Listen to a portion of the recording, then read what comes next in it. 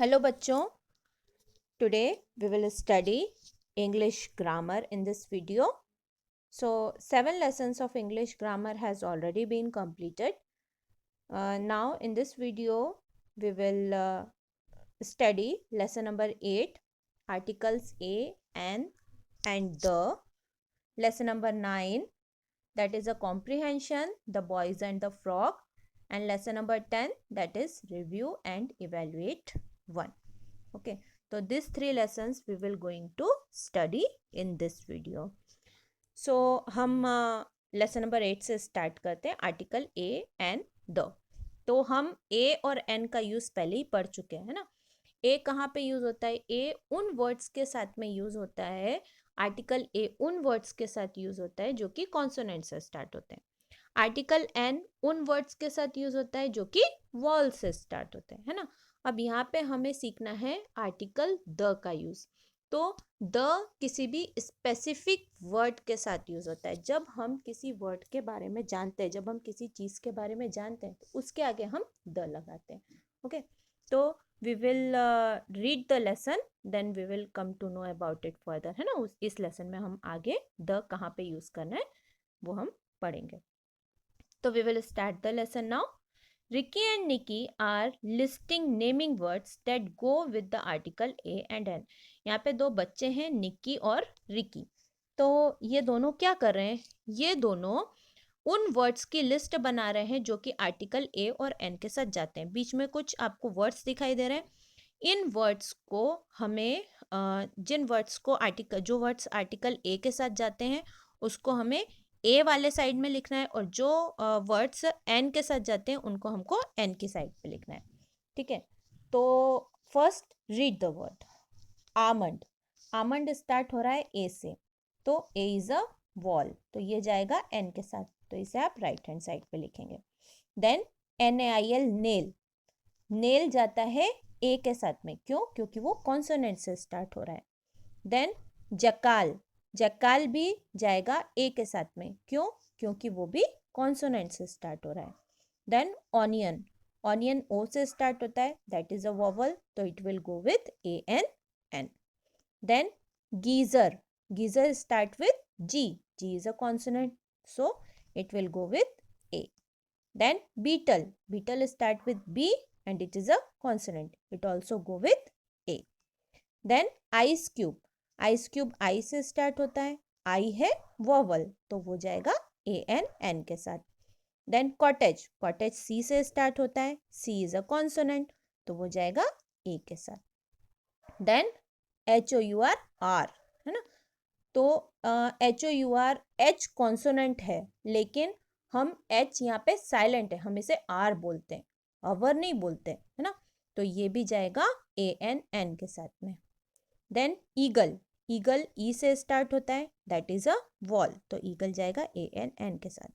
Umbrella also goes with N. And pearl. Pearl goes with A. Okay, तो this exercise you will understand easily, na. Now we will come to next exercise, A or N.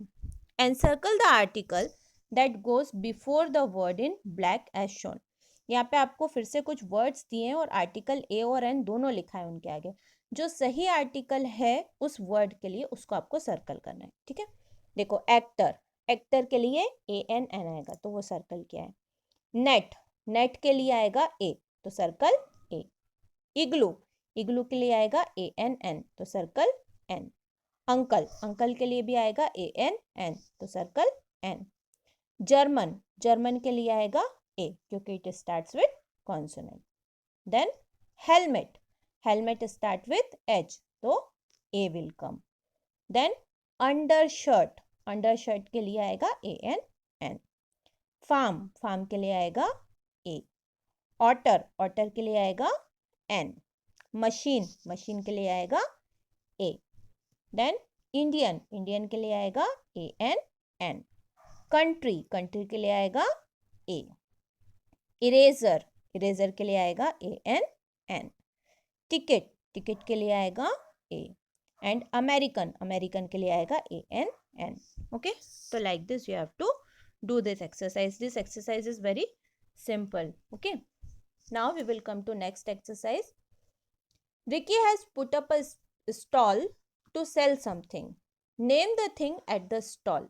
यहाँ पे Ricky ने एक stall लगाई है और stall में कुछ सामान रखे हैं, है ना.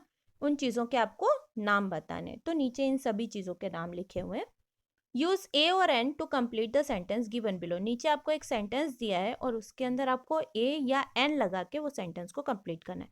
मतलब यहाँ पे कुछ वर्ड्स दिए हैं, उन वर्ड को आपको देखना है कि वो कॉन्सोनेंट से स्टार्ट हो रहे हैं या वोवल से, और फिर उसके आगे आपको ए या एन लगाना है. Ricky has dash album. तो एल्बम ए से स्टार्ट हो रहा है तो यहाँ पे आएगा ए एन एन. देन एजल, तो एजल ई से स्टार्ट होता है तो वहाँ भी आएगा A N an. Then football, football F से स्टार्ट होता है तो यहाँ आएगा A. Ink bottle, ink bottle I से स्टार्ट हो रहा है तो यहाँ आएगा A N an. Orange rug, orange rug O से स्टार्ट हो रहा है तो यहाँ भी आएगा A N an. Clown, clown starts with C तो A will come here. And urn, urn start हो रहा है यू से तो यहाँ आएगा A N an for sale. ठीक है. तो इस तरीके से आपको केवल वर्ड रीड करने हैं और फर्स्ट लेटर पहचान के ए या एन लिखना है उसके आगे वाले ब्लैंक में. Now next exercise. In the circle on the left are things Nikki wants to buy from the stall.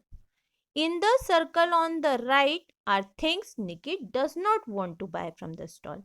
यहाँ पे निकी का पिक्चर दिखाई दे रहा है आपको. यहाँ पे जो लेफ्ट साइड में है वो चीज़ें हैं जो निकी खरीदना चाहती है और राइट साइड में वो चीज़ें हैं जो निकी नहीं खरीदना चाहती है. Now complete the sentence using the before the noun. अब आपको द लगाना है नाउन के आगे और ये सेंटेंस कंप्लीट करना है. ठीक है. तो हम लिखेंगे निकी वॉन्ट्स, जो लेफ्ट साइड का सर्कल है उसमें जो चीजें उनके नाम लिखेंगे हम द लगा के. तो हम लिखेंगे the clown comma the rug. यहाँ पे आप ऑरेंज रग भी लिख सकते हो क्योंकि ऊपर ऑरेंज रग लिखा हुआ है ना. The rug comma the album and the easel. Easel का मतलब क्या होता है? एसएल का मतलब वो बोर्ड होता है जिसके ऊपर पेपर लगा के या चार्ट लगा के हम पेंटिंग करते हैं. That is called easel. Okay. Now next sentence है Nikki does not want. Nikki को क्या नहीं चाहिए? वो चीज है राइट साइड वाले सर्कल में. तो राइट साइड में है द फुटबॉल, उसको फुटबॉल नहीं चाहिए. कॉमा द इंक पॉट, उसको इंक पॉट भी नहीं चाहिए. एंड द ऑन, ऑन का मतलब होता है सुराही जैसा एक पॉट जिसके अंदर हम फ्लावर्स लगाते हैं. ठीक है. That is called on. तो उसको ये तीनों चीजें नहीं चाहिए. तो यहाँ पे हम स्पेसिफिक हैं कि ये चीज़ें उसे चाहिए और ये चीज़ें उसे नहीं चाहिए. तो इसीलिए इन वर्ड्स के आगे हमने लगाया THE द. ओके. तो use the to talk about something in particular. When we talk something about something particular तो then we will use the. जब हम किसी पर्टिकुलर चीज़ के बारे में बात करते हैं तो हम द यूज करते हैं ना. That I have already told you earlier. तो that's why we have written the in front of the before this words. Okay. Now we will come to next exercise. Nikki has kept a few knickknacks on the shelf. निकी ने कुछ सामान रखे हैं shelf के ऊपर. that you can see.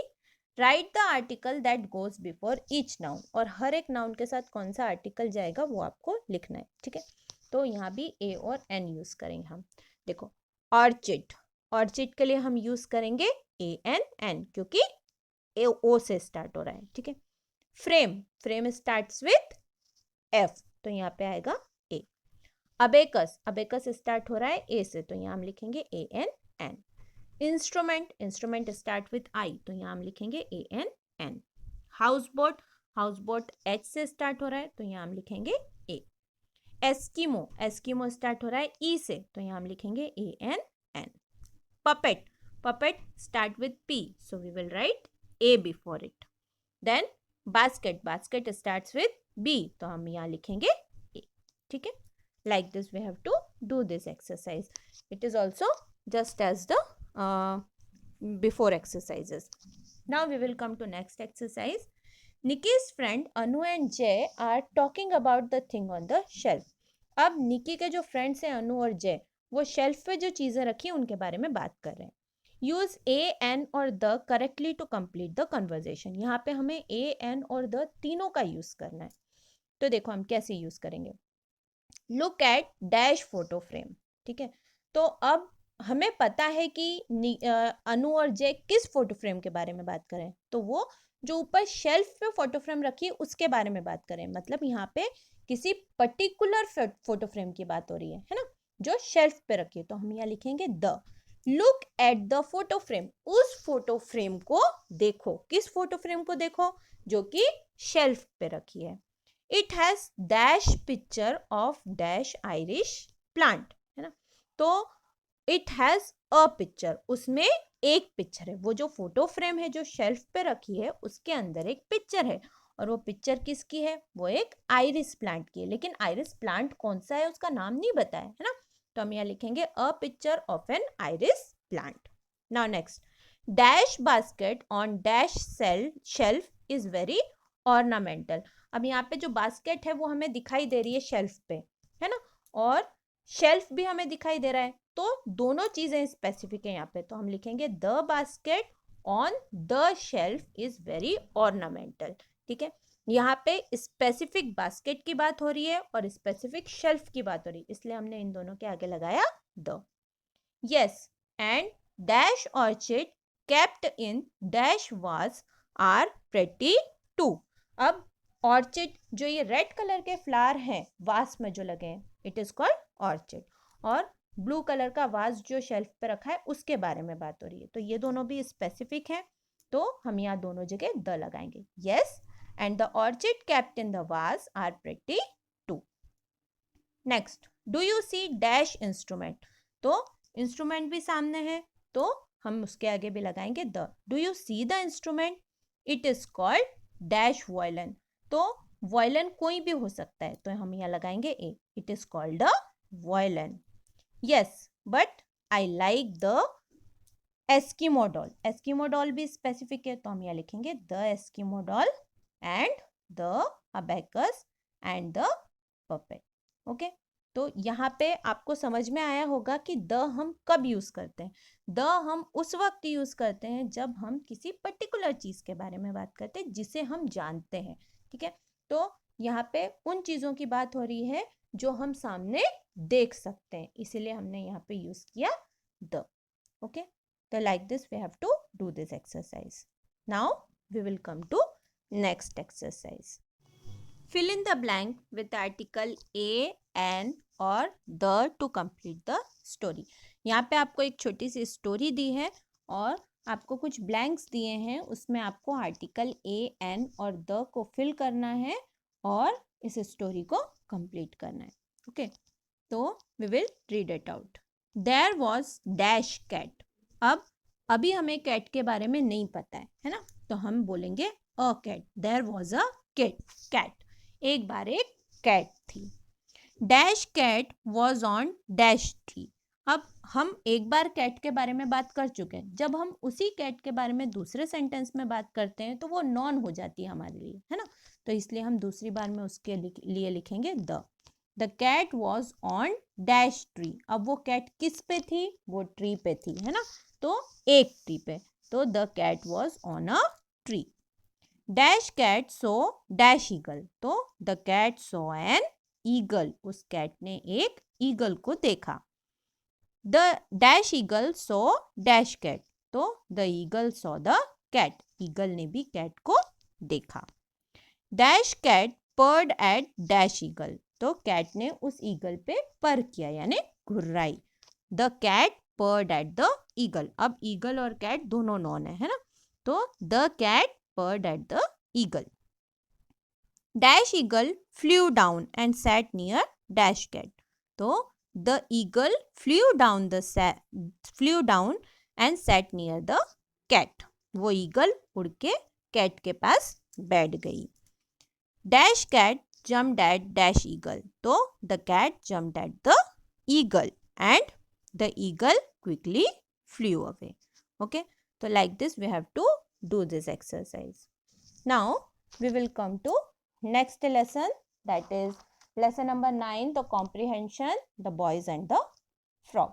यहाँ पे आपको एक पैराग्राफ दिया है जिसको आपको रीड करना है और फिर नीचे कुछ क्वेश्चन है उनके आंसर देने। तो I will read the comprehension first. The boys and the frog. One day some boys were playing near the edge of a pond. एक दिन कुछ लड़के पॉन्ड के किनारे खेल रहे थे। They were entertaining themselves by throwing stone into the pond. वो अपने आप को अपना मनोरंजन कर रहे थे। कैसे कर रहे थे? वो पॉन्ड के अंदर पत्थर फेंक के अपना एंटरटेनमेंट कर रहे थे। A family of frog lived in the pond. उस पॉन्ड के अंदर एक फ्रॉग की फैमिली रहती थी। As the stones flew thick and fast, the poor frogs in the pond trembled with fear. और जैसे ही वो स्टोन से खेल रहे थे, फेंक फेंक के स्टोन को पॉन्ड में, तो जैसे ही वो स्टोन जाता था पॉन्ड में, तो जो फ्रॉग की फैमिली थी वो डर जाते थे। They were scared as the stone were hitting them. वो क्यों डर रहे थे? क्योंकि वो जो स्टोन थे वो उनको हिट कर रहे थे, उनसे उन्हें चोट लग रही थी। At last one of the frog, the oldest and bravest, put his head out of the water and said. आखिर में एक बूढ़ा फ्रॉग जो कि ब्रेव था वो बाहर आया और बोलता है पानी से बाहर आके, oh please dear children stop your cruel play. ओ बच्चों प्लीज अपना ये खतरनाक खेल बंद करो। It may be fun for you but it mean death to us. ये तुम्हारे लिए मजा हो सकता है लेकिन इससे हमारी जान भी जा सकती है। ओके, तो this is the comprehension. Now we will see questions. Where were the boys playing. लड़के कहाँ खेल रहे थे? तो लड़के कहाँ खेल रहे थे? तो answer is the boys were playing near the edge of a pond. लड़के जो हैं एक पॉन्ड के किनारे खेल रहे थे। How were they playing. वो कैसे खेल रहे थे? तो they were playing by throwing stones into the pond. वो पॉन्ड के अंदर पत्थर फेंक के खेल रहे थे। Who lived in the pond. Pond में कौन रहता था? The answer is a family of frogs lived in the pond. Pond में एक फ्रॉग की फैमिली रहती थी। Why were the frogs scared? Frogs क्यों डर गए थे? तो answer is the frogs were scared as the stones were hitting them. Frog इसलिए डर गए थे क्योंकि स्टोन उनको हिट कर रहे थे, उनको चोट लग रही थी स्टोन से। Who put his head out of the water? पानी में से किसने अपना सिर बाहर निकाला? तो answer is an oldest and bravest frog put his head out of the water. एक बूढ़े और बहादुर फ्रॉग ने अपना सिर पानी से बाहर निकाला। Why was it wrong to play such a game. ऐसा गेम खेलना क्यों गलत होता है? तो answer is because it's a cruel game and it could harm someone. ये एक क्रूअल गेम होता है और इससे किसी को चोट भी लग सकती है, इसलिए ऐसा गेम नहीं खेलना चाहिए। Now we will come to next question of this lesson. Which word from the passage means the following? यहाँ पे कुछ सेंटेंस दिए, कुछ वर्ड्स दिए हैं आपको और ये किस वर्ड का मीनिंग होगा ये आपको बताना है पैसेज में से। ठीक है, first one is the border of something. किसी चीज की बॉर्डर, तो किसी चीज की बॉर्डर के लिए ऊपर पैसेज में कौन सा वर्ड यूज किया है? तो इट इज एज, है ना, एज यानी बॉर्डर। देन हैविंग फन, मजा लेना, तो मजा लेने के लिए कौन सी वर्ड का यूज किया है? एंटरटेन, है ना। देन शूक, शूक मतलब हिलाना, तो यहाँ पे वो शूक के लिए यूज हुआ है वर्ड ट्रेम्बल, हिलना। Then nasty and mean, nasty and mean के लिए यूज हुआ है word cruel. Someone not afraid, जो डरता नहीं है, उसके लिए यूज हुआ है word brave. And the end of life, end of life means death. ठीक है, तो ये कुछ मीनिंग दिए हैं हमें और वो मीनिंग रीड करके हमें वो वर्ड बताना है जो कि पैसेज में यूज हुए। तो like this you have to do this passage. आपको केवल पैसेज पहले पढ़ना है और फिर ये सारी एक्सरसाइज अपने आप सॉल्व करनी है। Okay, now we will come to next lesson, that is review and evaluate 1। इसके अंदर जो हम फर्दर अभी तक जितने लेसन पढ़ चुके हैं उन सब में से क्वेश्चंस देते हैं कि आपने जितना पढ़ा उसमें आपने क्या सीखा। ठीक है, मतलब आपका रिवीजन होता है और आप अपने आप को इवेल्युएट करते हैं। तो we will start the lesson.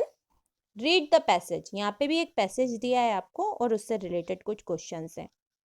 My sister loves to go for trek on the mountain. मेरी सिस्टर को माउंटेन पे ट्रैकिंग करना बहुत पसंद है, ट्रैक के लिए जाना बहुत पसंद है. She carries a special bag with her. वो अपने साथ एक स्पेशल बैग कैरी करती है. The bag has many section. उस बैग में बहुत सारे सेक्शंस होते हैं, मतलब पार्ट्स होते हैं. She put toothbrush, toothpaste and soap in the front section. वो आगे वाले सेक्शन में टूथब्रश, टूथपेस्ट और सोप रखती है. She put clothes in next section. और वो दूसरे सेक्शन में कपड़े रखती है. She put a map in the third section. Third section में वो मैप रखती है.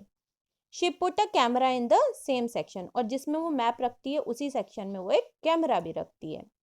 She put her boot in the last section. और जो आखिरी सेक्शन है, फोर्थ सेक्शन, उसके अंदर वो अपने बूट्स रखती है.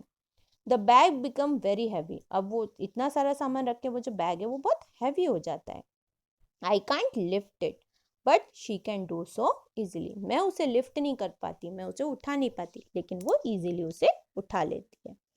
ओके, तो we have some questions now. Do as directed. Write any 4 common noun from the passage. अब पैसेज में से हमें कुछ कॉमन नाउन लिखने हैं. ठीक है, तो कॉमन नाउन कौन कौन से होंगे? Sister, mountain, bag, toothbrush, toothpaste, soap. ये सब कॉमन नाउन है, आप कुछ भी लिख सकते हो, है ना. तो here I have written clothes, camera, soap and map. ठीक है. Write a proper noun for each of the following. अब जो आपने यहाँ पे आपको कुछ वर्ड्स दिए हैं, कुछ कॉमन नाउन दिए हैं, उनके लिए आपको प्रॉपर नाउन बताने हैं. टूथपेस्ट, तो किसी एक टूथपेस्ट का नाम लिखना है आपको यहाँ पे. तो मैंने लिखा है कोलगेट. सोप, सोप के लिए मैंने लिखा है डिटॉल. कैमरा, कैमरे के लिए मैंने लिखा है कोडक. है ना, आपको स्पेसिफिक नाम लिखने हैं उनके. Next, fill in the blank with A, an और द. यहाँ पे आपको एक पैसेज दिया है, आपको ए, एन और द से इसको फिल करना है. Sakshi has dash camera. तो Sakshi has a camera. She has clicked many photographs with dash camera. First time जब कैमरे के लिए हमने ब्लैंक दिया तो हमने ए लिखा. सेकेंड टाइम में उसके लिए आएगा द, है ना. I have told it earlier. She has arranged all dash photo in dash album.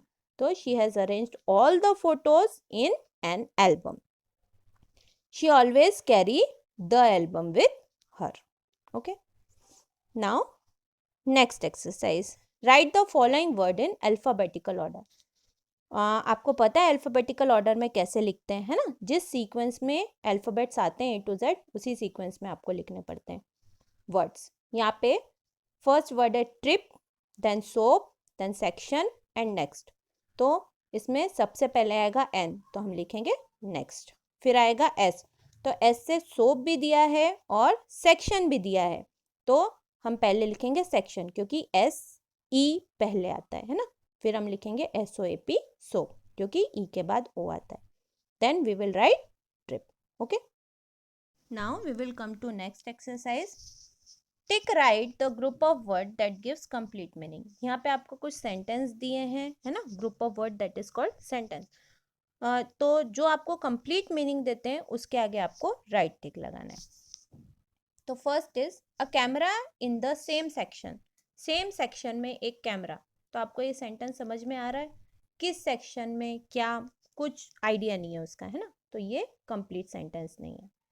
Then a trek on the mountain is fun. Mountain पे ट्रैकिंग करना मज़ेदार चीज़ है. तो ये फुल कंप्लीट मीनिंग दे रहा है ये सेंटेंस, तो टिक राइट हियर.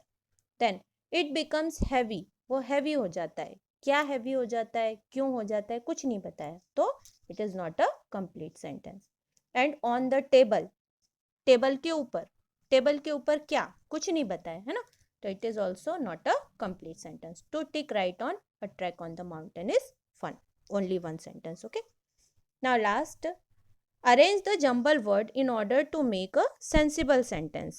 आपको ये जो वर्ड्स हैं, ये जंबल दिए हैं, इनको सही ऑर्डर में अरेंज करके एक सेंसिबल सेंटेंस बनाना है. तो lift, bag, he, can, empty, the. तो हम सेंटेंस स्टार्ट करेंगे ही से, है ना. तो जब भी नाउन या प्रोनाउन के बाद में कैन लगाते, ठीक है ना, तो he can then lift, that is a verb. तो he can lift the empty bag. तो your sentence is he can lift the empty bag. वो एक खाली बैग को लिफ्ट कर सकता है. ओके, तो this is the sensible sentence made by this jumbled words.